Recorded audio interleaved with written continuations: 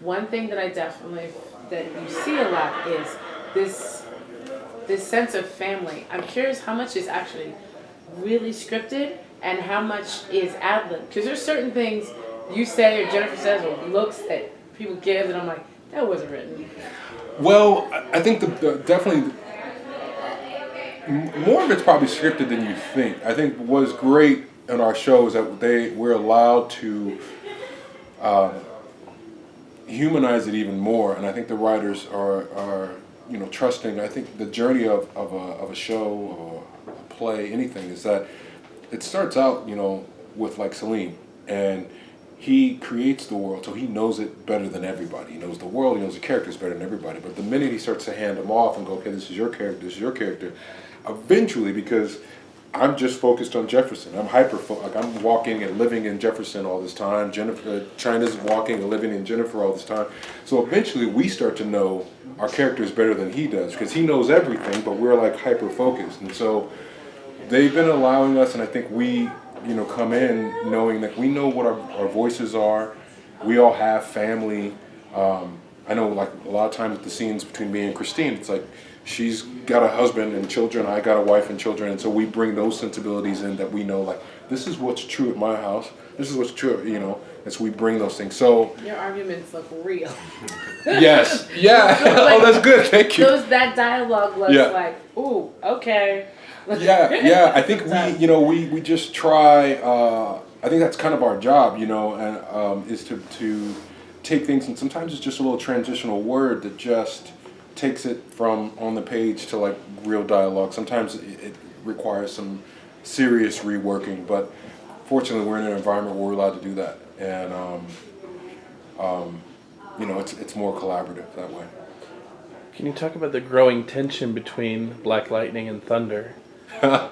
It kind of resembles the tension between a parent and an adult. I mean, I think that's what we're watching and what we're playing out, is you take the powers away, and it really is like this parent with a 20-something-year-old who still lives under his roof. So she's his child, but she's an adult, but she's still under his roof, and that tension of like her stepping into her own and having to make some of her own mistakes, doing things differently than he would do them, and then how does a parent speak to that when you're an adult?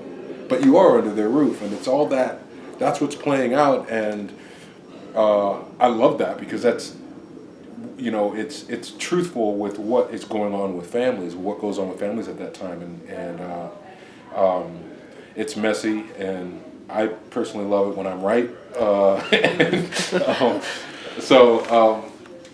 and we're still in the midst of it. I mean, what's really cool about our show is, like, even I at times, because we're just kind of doing things, and I lose track of, like, man, we're going through a lot. Like, the family is going through so much. So I think about that aspect. I'm like, wow. But then there's the whole Jennifer aspect, and then there's the job, and then there's what Lynn is dealing with, and I'm like, man, we're going through a lot. And it's cool, because that's what family is really like. It's like I'm working as an actor, and then we're trying to potty train our little one, and one of them is sleep deprived, and then I got a teenager, and life doesn't stop, and that's what I think we're trying to create in our show. Jefferson's got a lot of conflicts and tensions coming from, like you said, all those different angles. There's the drama at school, obviously drama at home, and then his superhero life that he's got to deal with. Yeah. What are Jefferson's priorities right now, and what are Black Lightning's priorities, and how do they make like internal conflict? Yeah, well, I mean, the simple thing is, like, Black Lightning's priorities is always Tobias, right? It's always like taking care of that, and taking care of Freeland. That's always like Black Lightning's priorities. But Jefferson's, which is actually really clear and black and white and actually really focused, it's Jefferson's priorities that are like, I think his number one priority is his family, and the most immediate is probably Jennifer. But then, there's also work, and there's like he's not allowed, if anything, to deal with one thing at a time, because I think if he could, the first thing he would just kind of like put everything away and go, okay, I'm going to sit with Jennifer, and we're gonna figure out how these powers work. But life doesn't work that way, because what's great, Christine, the actress, but also her character, gets the whole green light babies thing, which really gives her a great journey. But then, you know, that's becomes the family's journey, you know, and Nissa goes off and wants to be Robin Hood, and that's going to become, but I think his first priority is always his family. I think family kind of, and then it goes out from there. It's family to the school, to the community, and then if you go down into family, it's like the most pressing is Jennifer. Talk about the weight a little bit, the weight and maybe the responsibility of being the first Black superhero on TV. And Right. I know we're in this age of seeing so much more representation of Black folks in these kinds of roles, but I think that yours in particular is so powerful because, you know, he's kind of a superhero in two ways. He's Black Lightning, Yeah. which, you know, this fantastical, you know, meta-human. But Right. he's a representation of what our heroes look like in our community right now. Yeah. A man who cares about his family, who's, you know, helping students and dedicated to the community. Yeah. Can you talk about that a little bit?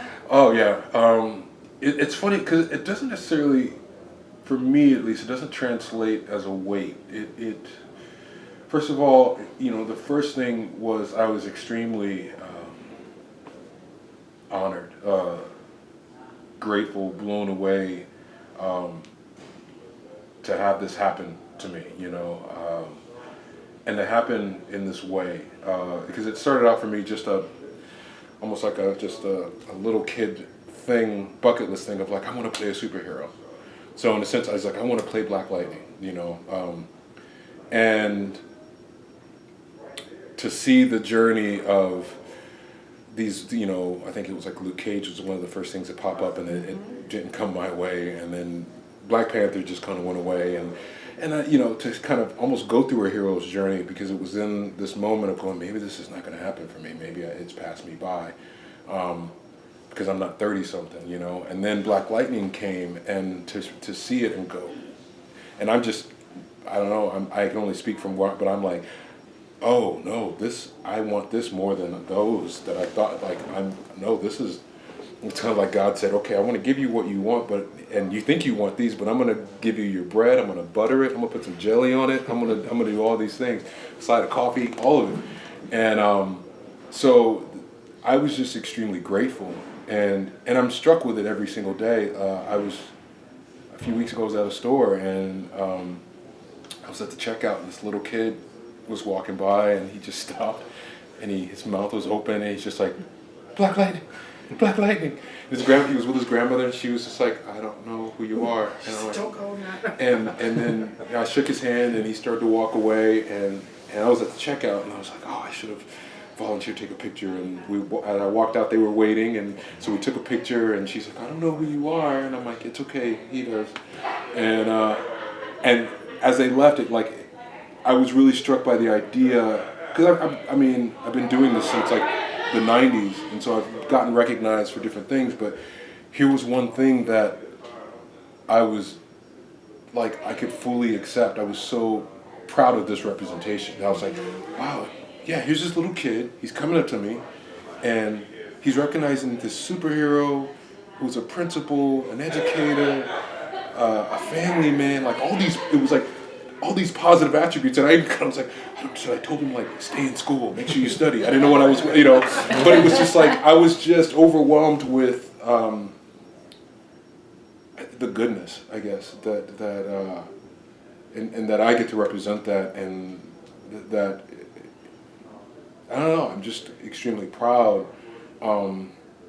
and that's not always, you know, in my career. Sometimes, I mean, I like most of my career, I'm doing things, not that I'm not proud of, but that they're just entertainment. They're just kind of like, yeah, okay, cool. Or, you know, there's been lots of times when people say, I saw you in that. I'm like, I'm sorry, why did you watch that? You know? But here's one of these things, like, yes, please watch it. And so it's... How does it feel to be part of this pantheon, though? Like, you were, like, people are going to look back at the sun, your children, Yeah. your babies are going to grow up Yeah. and say, yeah, you know, Black Panther, Luke Cage, Black Light, like, Yeah. you were part That's- of this genre. It's weird, like, I know it at some moments, like, my daughter's really excited. I have a 13-year-old, and she wants me to, like, they reached out about career day, which is not even until May, and she's like, I'm like, do you want me to? Yes, please come. Like, you know, and so I'm aware of that. I remember. My dad's a superhero. What's yours too? Right. It probably helped with some of the boys at school. And I remember taking her, like, not just superhero, but like we went as a family to go see Black Panther last year, and she was sitting right next to me, and like just the black women in that movie, they were like the foundation and like the backbone. And I remember sitting there watching it with her, and I was just like, this is awesome. And then it was like maybe not too much after that, we went to go see A Wrinkle in Time, and you know, the girl in A Wrinkle in Time, like, reminds me so much of my daughter. Like, they both wear glasses, they got the hair going, they're like both really like just like lanky, and I was like, they just copied you. Like, and I'm amazed, and part of it is just like, I think about it sometimes, but I can't focus on it, that this is gonna be their new normal. She's 13, so it still has time for it to like be her new normal. But like, my son is 2.5, and my littlest one who's like 4 months, and I'm like, this is gonna be their normal, and I'm excited what that does to a human being, like internally, and I don't know because it wasn't mine, you know. So, but I'm excited that that's happening. Is Black Lightning's origin story something you would like to see on the series at some point? I think we've hinted at it, and we've shown it. I like the fact that we haven't done like a whole like flashback episode. I like that we've kind of shown it in the moments that we've needed to show. And so we saw the first moment that his powers manifested, and just kind of how him and Gamby had connected. And I mean, we haven't seen like, you know, the first time putting on the suit, or the I imagine there was the first time going out there, and it probably was pretty messy and unsuccessful. That would be cool. It would be cool. It'd probably give me some time off because I wouldn't be able to play that part. So it'd be somebody else playing the younger Jefferson. But I think as long as we do it in this kind of like sporadic way, as opposed to like this whole episode is going to be a flashback. What's great though is that, you know, you get the origin story. You're kind of getting a beginning, middle, and end story through, you know, Jefferson is like on the one end of the spectrum, and this is kind of somewhere right in the middle, and then now Jennifer's in the origin, so you kind of get all of it. I don't know if we ever got an answer why the kids went with Jefferson rather than Wayne. We were talking about that earlier. Was that just a scripting thing, or? No, I remember it in one version, and I don't think we have actually, it might have got cut out of the scene, but the actual reason was Lynn made the conscious choice. She said, I want you to have, because she wanted to make sure that that me and the daughters, that our relationship thrived. So she actually gave them to me and said, I want you to, you know, to have them, and as we split up. It might have been also her way, I mean, this is just me guessing now, but it might have been her way of like, well, if the daughters are in the house, maybe he won't do so much. Yeah, maybe he won't, you know, maybe he really will hang up the suit. But it was mentioned in episode 1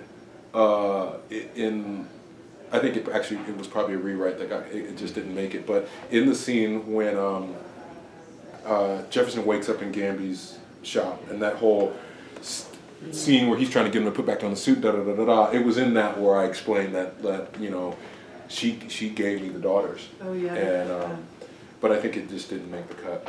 But yeah, it was a conscious choice on her part.